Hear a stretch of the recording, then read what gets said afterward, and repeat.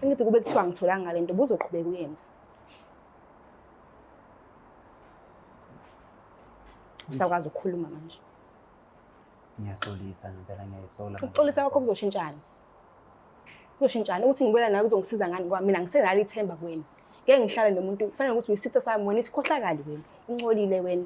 Ungazilungisa nje manje abantu bakubuke bakuzwele kodwa nje ungcolile ukhohlakele kabi wena. Ngiyaxolisa singaguqa nanga idolo phansi. Ngicela nje sibuyelane. Ngiyakuthanda uyakwazi nawe lokho. Hayi angikwazi. Ngithanda kanjani umuntu ofuna ukumbulala? Hebana.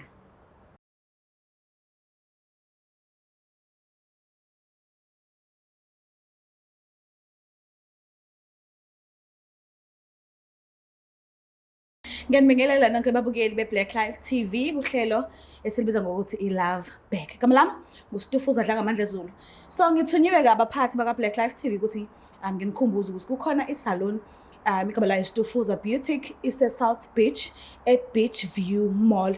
So mawulapha khona igarage nje e-Strong maqondana nalo ubheke ngasolwandle khona leyo shopping center encanya i-mall nyana encanyana ilapho phakathi ubheke eStufuza Beauty na kanjani ke uyaphuma umuhle lapha kade ungena useyinkingeni eziningi and isikhathi December manje ngicela sisizeni sizokwenza ikhanda inzipho ama lashes i-makeup yonke into nama weave siyawasha siya installer yonke nje into uphume ganyaza ubaba nawe umuhle njengezinye ingane. So ke le show le igama layo iLove Back ngivashela ke ubhuti na kanjani ikhona lentokazi esenhlizweni yakhe afisayo ukuthi baphile bazame xoxisana ngendaba zabo zothando sibone noma kuzolunga noma cha kodwa ke asihlulekeni sizamile kunokuthi singathula sibe sisha uthando enhlizweni. Sabona njani? Yebo sanibona sesinjani? Ngiyaphila wena kunjani? Siyaphila. Ngiright. Ngicela ukwazi igama lakho nesibongo nendawo la usuwakhona. Igama lami uThabiso wakamazibuko usuka endaweni yaseMayville. Konjengoba nomazibuko? Isithakazelo. Yes. Awunayisho? Ngiyayisho. Ayikho umuntu ozokuphuca isikhwama sakho. Ngicela nje ukukhululeke nazo. Yabo manje lelo hlelo ngaso ngathi nje ngizokubamba ifuthi. Ngicela ukukhululeke usibeke eceleni. Relax kahle bese siyakwazi ukuxoxa. So ke eMayville ukuthola eMayville right? Yeah. Ukhulela khona noma mhlambe uqashile ngenxa zomsebenzi noma mhlambe uyafunda? Ngiqashile. Ngisebenzela nje la eThekwini ngiqashile. Oh okay. So ke ngicela ungihlaziyele nje ungichazele ungilandise ngerelationship yakho no ex muntu wakho lo uzimisele ngokuthi ubuyelane naye. Naqala nihlangana kwase kuhamba kanjani irelationship saqala mekuhamba isikhathi futhi izinto zajika nakhona futhi zijikiswa yini. Ngifuna ukwazi nje umsuka wendaba yenu babili kuze kufinyelela la khona nixabana nazinahlukana. Oh okay. Saqala nje ukuthandana ngingasho ngithi nje from high school sathandana sasaqeda esikoleni besiqeda esikoleni sahamba sawufunda and then ngadropa mina ngahamba ngothola umsebenzi waqhubeka naye wafunda waze wasebenza. Uye wadrophelana? Khona izinto nje ezazingishaya ngiyibona ekhaya ebalini ngase ngithi ngcono ngithola umsebenzi straight. Oh okay, mhlambe uyi first born? Ngithumbu. Oh Thumbu. Yeah. Oh okay. So ke mawuyibona ke lentokazi nje ni right hamba kahle mhlambe the time kade umfica empilweni yakhe wathi kuwena usingle noma wathi ukhona vele ubhuti okhona ngaleso sikhathi? No saqala nje sijola nje like njengengane zonke esikoleni. Kwahamba ke kwaze kwafika isikhathini sokuthi no manje sesiqedile i-relationship yethu yavele yaqina kakhulu. Saphusha nje kakhulu saside isikhathi. Okay. And lo muntu lo mhlambe ungamchaza ukuthi nje personality yakhe? Umuntu right kakhulu. Umuntu right kakhulu. Akuyena umuntu othi masekwatile aphihlize yonke into endlini. Ngiyamsuka kona kodwa akaphihlize izinto. Oh uyayihlanyela nje. Uhlanya nje uyahlanya. Hlanya olungile. So ke ekuhambeni kwesikhathi mhlambe ngabe wabona ukuthi engeke ube right ngithanda kumazi kodwa lo muntu kahle kahle mase ngithi ngiyajula ngempilo yakhe akuyona lo muntu engifunayo noma ekuhambeni kwesikhathi wathi uyena ke lo No, into eyenza ukuthi kube kanjena emsebenzini ngike ngaxhumana nomfowethu igama lakhe uSibongiseni. Ngakhuluma naye ubafo wangichazela ukuthi hey ningaloku nizenza abahluphekayo la. Ningaloku nihlupheka. Bhalisa lo muntu masingcabisane uzokwazi ukuthi ube right nawe empilweni. Sure. And then ngakwenza kanjalo ngambhalisa hey sengibona ama message aloku ayangena kuthiwa uzoclaim. Ngathini ngiyakhokha namanje ngikhokha 500 ngiyakhokha ngo 500 ukuthi bekwenzeka ashone bese siba right.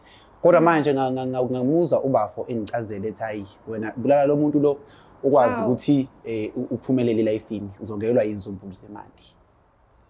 uSibongiseni yena usekwayenza lonto before komunye umuntu? Yes, ukuchaza kwakhe wathi wazama wakwenza lokho. Ngoba utheke ngisho nanemoto ngiyaxolisa nje ukumkhuluma kodwa nje uright kakhulu. Uright kakhulu empilweni. Ngase ngibona ukuthi nami ngivele ngenze ngibona ukuthi kuzongisebenzela ke nakho ke esengibamba ngale ndlela engibamba ngayo. Wabamba kanje kwenzakalani ukutholeni kwakhe? Ya shuthi endlini lapha ya kunamaphepha engangiwafihlile. Okay. Shuthi ke abantu besifazane bayaklina. Okay. Waklina shuthi wawathola ngandlela thizeni. And then waseyafunda and wathola ngisho poison engangizomfakela wona. Yeah. Okuyinto eyangiphatha kabi kakhulu ke lokho ukuthi awu nakho ke seyitholile manje angisakhoni manje ukufeza amaphupho ami. Manje into engiyifunayo ngibhalele la ekhaya ngoba ngifuna uxolo kuyena ngifuna ukuthi abuye back kumina bekwazi ukuthi ngibuyelane naye ngeke ngisaphinde ngenze into efana naleyo. Usawukhokhela kodwa? Ya ngisakhokha. Kwazi kanzima ingeke. So njengoba ufuna ukubuyelana naye ucabanga ukuthi usazophinda athembe yini ukuthi ayikho into semumva wrong ofisa ukuyenza? Ya. Because okokuqala asinayo isho noma usepholile yini ngokubamba kwakhe ukuthi wena womcabangela ini. Asinayo isho ukuthi uyamhlukumeza kangakanani leyo nto le enhlizweni yakhe mhlambe yazi yamjika waze waba umunye umuntu. And enye into asinayo isho ukuthi uzizwa kanjani ngawe mase kuthi uyakubona nje mhlambe ukubona ebumnyameni ummeso seduze noma isibhamu seduze asinayo isho ukuthi anga yini engafika emqondweni wakhe ngalesi sikhathi ukuthi ayenze. So awubona ukuthi mhlambe kungozi ukuthi ubuyelane naye why ungamuvi on mhlambe zininge ezinye intokazi la eminyango mhlambe ushele impilo yakhe iqhubeke yini ufuna lo? Ya ngiyamthanda lo muntu loyana kwayinto engangithi ngifuna ukuyenza ngayisole ekugcineni sebambile. Manje ngiyafisa ukuthi abuye kumina ngisacela nje ukuthi sizameni simncenge ngendlela esimncenga ngayo ithemba libulali.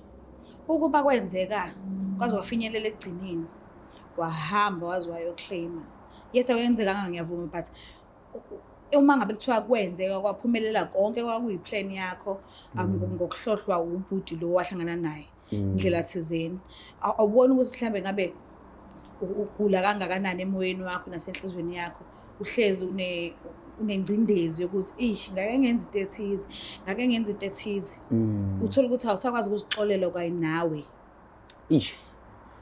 Yeah. Sometimes ingabantu siyayibiza thina i-depression. Sisi depression waza kuthina. Uzosengama. Ya kona ngabe kunzima kakhulu kodwa nje Nkosi yami ngiyacela ningisize ukuthi ngimthole.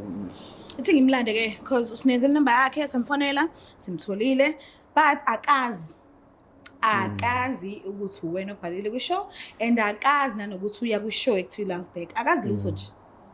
So ngicela vele ngimlande. Angazi uzokwenza njani angazi uzofila kanjani mekubo angazi lutho isizama inhlanhla ngenzeka avume ukuthi nibuyelane kungenzeka futhi angavumi so ngicela silindele nanoma ngabe kuthiwa yini kodwa mase ukhuluma naye ungamdlovi ungamhlofi nje ube i-gentleman. Okay.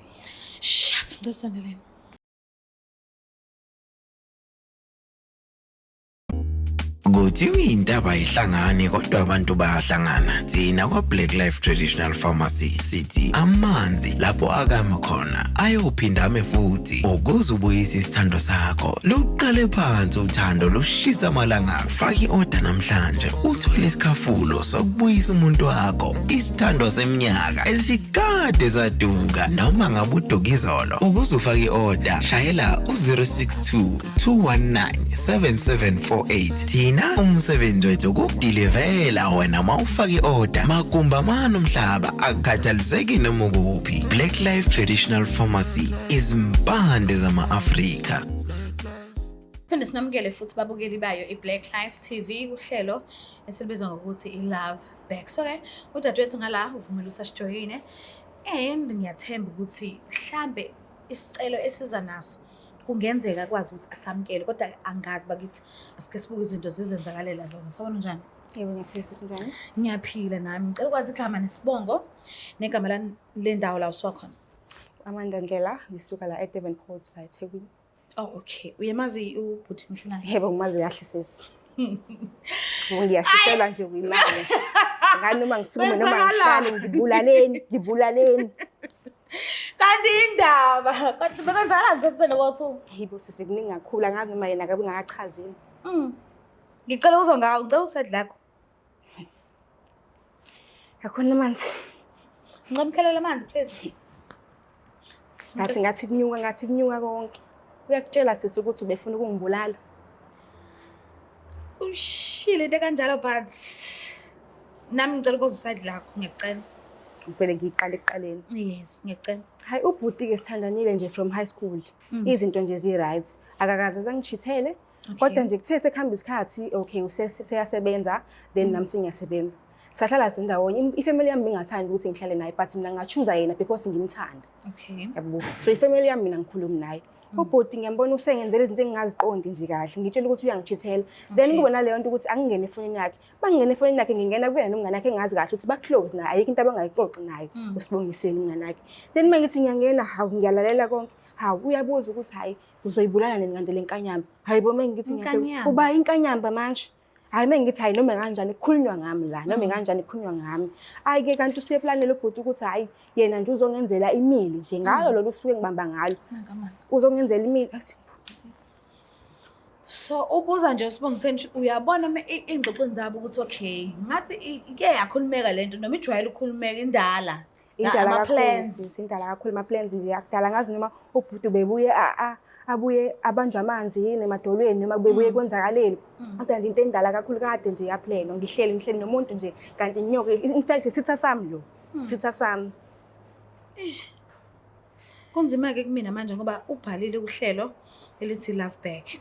And unesifiso sokuthi akhulumisane nawe but ngibona indlela isimo okusona angazi noma uzokwazi nina nokuthi umlalele kwakona ukuthi yini la afisa ukuyisho kwena kodwa ayikho into engizoyilelela lo sisi unamanga kakhulu lo.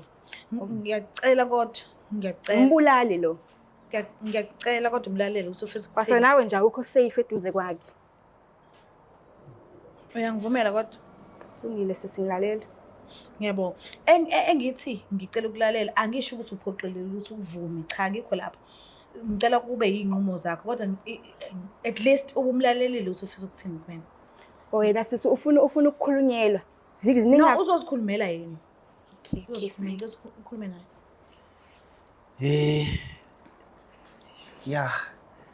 Ngibhalelile la ekhaya. Ukubona nje sila phambi kwamakhamera. Ngibona kahle ukuthi sila. Ngizocela hlalo tabeni. Ingasisikhathi sonke. Ngicela nje inkosi yami. Hayi ungamfaka uNkulunkulu la. Ungamfaka uNkulunkulu. Wena chaza nje wena ngilalele ngisho. Ngiyayisola. Wenze sure ukuthi ngiya-understand. Ngiyayisola ngingakwenza nkosi yami ngiyaxolisa. Ngiyacela nje ukuthi ubuye ngiyakuthanda kakhulu. Ngingadela konke nje ngempela. Lokho engakwenza vele. Uyazi ngothando wena. Ngiyaxolisa nkosi yami ngicela nje ukuthi ubuye. Engakwenza ngenza konke ngiyavuma. Ngoba naku ngangigayi pressure kodwa nje ngiyacela nje ukuthi ubuye siqhubeke sithandane. Kahle wena ungicabangeli wena. Wena ukazi wangithanda ungithanda. Uzicabanga ungibulala into engaka. ngihlala nayo iminyaka emingaka kwalo msebenzi onawo ngenxa yami unesibindi uzodlala uzongikhava nakuleyo insurance ngemali kufanele ukuthi imali yami because imina engakuthola leyo msebenzi ngakuphipha mina wena. Ngiyaxolisa nje kakhulu sithando sami ngiyaxolisa. Cela nje sibuyelane ngiyaxolisa nje. Hayi into engeke yenzeke lento. Ngavuka ukokame ngenyawo kwayimanje. Ngixabeni ngiyohlala noMaria. Nakonje. Kunzima ne? And yamona ayikho right akapholi and akubonisa ukuthi angaphola ngesikhathi esisheshayo kusuka manje. Ayikho right. And ngeke ngize ngiphole ngoba into engicika kakhulu ngasuka ngamshiya ngoba sihlala ndawonye. Ngamshiya sekuyinyanga ezintathu after lento le yenzekile. Akakaze angifonele akaze axolise. Useqhamuka sezowenza ngalendlela le enza ngayo njengamanje. Ukuyikona ukungicasula kakhulu. Kanti awazi umlandelele? Why? Ingangithukile kakhulu nesimo engasenza kodwa nje ukubhala kwami la ekhaya ngitshela ukuthi kona mhlawumbe kuzokwenza ukuthi sibuyelane sibe right. Ingakho ngithi ngiyacela Nkosi yami ngiyazehlisa kuwena. Ungakwazi ukumchazela ukuthi yonke le idea kwangiyona yakho?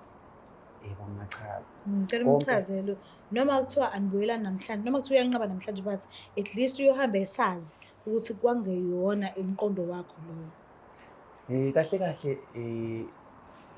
unobhuti la owangifaka kule nto le. Wakufaka khomba ngesibhamu. Akangikhombanga ngesibhamu kodwa nje wangifaka washo wathi hayi ngizoba nemali so ngicela ukuthi ngiyenze. Imali ibaluleke ukudlula mina. Ngoba imali into ebakhona iphinde ibuye. Futhi ibaluleke ukudlula mina. Impilo yami imali uyidinga wena not udinga wena. Kufanele kuthetheke yami impilo. Ngiyaxolisa ngempela ngiyasola ngaloko engakwenza. Iphutha lakho uthi wamlalela. Ngasoye ngamlalela lo muntu. Ngiyaxolisa. Ngithi kube kuthiwa ngitholanga ngalento buzoqhubeka uyenza. Usakwazi ukukhuluma manje. Ngiyaxolisa ngempela ngiyayisola. Ukuxolisa kwakho kuzoshintshana. Kuzoshintshana ukuthi ngibela nawe uzongisiza ngani ngoba mina ngisenalo ithemba kuwena. Ngeke ngihlale nomuntu kufanele ukuthi uyisitha sami wena isikhohlakali wena. Uncolile wena. Ungazilungisa nje manje sabantu bakubuke bakuzwele kodwa nje ungcolile ukhohlakele kabi wena. Ngiyaxolisa singagoqananga idolo phansi. Ngicela nje sibuyelane. Ngiyakuthanda uyakwazi nawe lokho. Hayi angikwazi. Ngithanda kanjani umuntu ofuna ukumbulala? Hebana. Yo, ngeke. Unzima. Akapholile. Ngeke aphole manje futhi. Ngicela at least ngidedele. Ngicabanga. Ngiyazi kona kunzima. Ngiyazi ukuthi ngikhumbula, ngiyazi ukuthi ufuna ukubelana naye but uyabonza ke right. Okungcono ke sisasho ukuthi ufuna ngimenzeleni ke okungcono. Ngoba ngiyamdinga kakhulu empilweni yami. Ayikho into ongangenzela yona. Wena uhluleke kuba neqiniso kimi, uhluleke ungithanda ngendlela okuyiyona yona ngendlela yeqiniso. Umuntu omthandayo yena umbeka kuqala phambili kodwa wena ubeka imali phambili. Imali obvious izokwenzela konke. Yona ezokulethela injabulo le. Kusho ukuthi mina bengakwanelisi mina. Bengikusiza because mina benginomsebenzi othe kuba ngconywana kunowakho. Ngenza sure ngikunikeza ngisho imonto zami kodwa wena indlela owenza ngayo. Because bengafuni ukuthi wena ubukele phansi njenganendoda. Since nefamily yami bekubukela phansi. Mina ngikuzama ukukhava lokho kodwa wena ukhetha ukuthi wenze nje. Ngiyaxolisa Nkosi yami. Ngicela nje ushwele kuloko engakwenza. Yabona shushu namagama aphuma emlomeni wakho ayanginyanyisa ukuthi angibuyise kwamanje. Mandlela ngiyabonga kakhulu ukuthi usinikeze isikhathi sakho ofike ngixolisa ke ukuthi ngenza iphutha lokuthi ngikutshengise umuntu ngisondeze eduze ngomuntu ongafisa ukumbona ungixolele lapho but bengithi ngenza umsebenzi wami kodwa ke uthi ungihloniphile wasilalela ngiyabonga kakhulu ngesikhathi sakho but angiboni ukuthi ikhona inqubekela phambili akavumi and angeke azavume isasebhlungu inhliziyo mhlawumbe mengakhona enye indlela ongasuxolise ngayo ungajahi leyo uthanda ukuthi nibuyelane ke focus kuleyo ukuxolisa nje nekhona indlela ucabangayo ukuthi ungenza ngayo mawukhumbula kahle ubuyisela umqondo emuva ukhumbula izinto ayeyithanda nisandawonye uzenze ubonise ukuthi uyadinga uxolo ungakajahi lokho kokubuyelana because akekho right mekudinga ukuthi umbhukhele la wambukhela khona ahamba ohlala phansi nomuntu bakhulumisane ngemali yakho aze abone ukuthi okay uyakusukumela phezulu kokuthi uyaxolisa walalela umuntu okhuluma into wrong. Kodwa ngicela bandla uma usafisa ukuba naye kulungile but ngicela uzame indlela yokuthi uraphe le nto leya emqondweni wakhe. Ngiyacela. Yebo sisi ngiyakuzwa kodwa nje ngiyacela nje ukuthi Nkosi yami ehlisa ulaka bakithi ispace sakhe esikhona sikhulu kakhulu Enhlizweni yakho. enhlizweni yami. Okay. Ngiyamthanda kakhulu Nkosi yami. Kodwa uzolokhu uzamile ukuxolisa. Ngesineke. Hayi ugcina icala ngesineke. Uzoxolisa. Okunye ngesisi ngifuna ukuthi akwazi. Yabo njengoba besikhuluma namhlanje akube kuyagcina angifuni ukuphinde ngizwe lutho nje ehlangene naye angifuni lutho. Ngoba otherwise mawuloko ngilandelela kanje ngizovula ngisho protection order because I don't feel safe around you.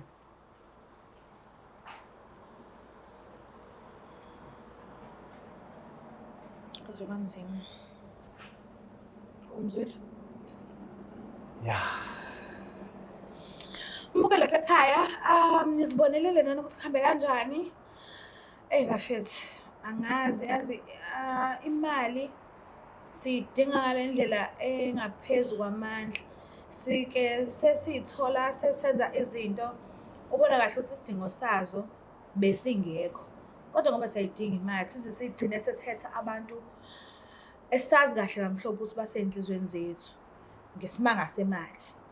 Angazi mina ukuthi ubuntu besingabuyisa kanjani ebantu angazi bafethu angazi ngimncane ngisanda kuvela nalamanje emhlabeni kuningi nje lokho ngizwe izinto lokho zikhula khona izinto ezaza amahlazo sisakhula thina manje sevele nje sikhulume kalula kube ngazuthi nje into engenalutho engasho lutho kuthi lezi ezazi izinhle zijikile manje zaba engazuthi zamahlazo. So angazi ukuthi ubuntu besingabuyisa kanjani but kunzima nibonele lana swinanga alimlingani usisi and uyachaza njengamanje ukuthi ucela ukuthi kube ukuthi uyagcina ukukhuluma nobhuti namhlanje ngoba akakaphola enhlizweni ulimele idabukile inhliziyo yakho kuningi bafethu kuningi. Ngiyacela ukuthi imali ingabaleki okudlula umuntu othi wena uyamthanda. Ngicela ukuthi ungakhohlwa subscribe la ku share ngithanda kakhulu. Bye.